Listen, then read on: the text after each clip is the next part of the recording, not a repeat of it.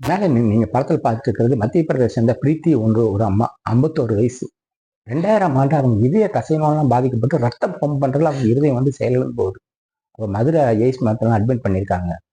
தற்செயலா என்னாச்சுன்னா 2001 ஜனவரி மாசம் ஒரு சிறுவனோட மூளைச்சாவு அடைந்த சிறுவனோட இருதயம் அவங்களுக்கு பொருத்துறாங்க. அப்ப டாக்டர் சொல்றாங்க 2006, 2007 வரைக்கும் தான் இது செயல்படும். இதுக்கு நடுவுல அவங்களுக்கு சிறுநீரக பாதிப்பு, முகமுடக்கம், எலும்பு சிதைவு பல நோய்களுக்கு ட்ரீட்மெண்ட் வேற பண்ணிட்டு இருந்தாங்க.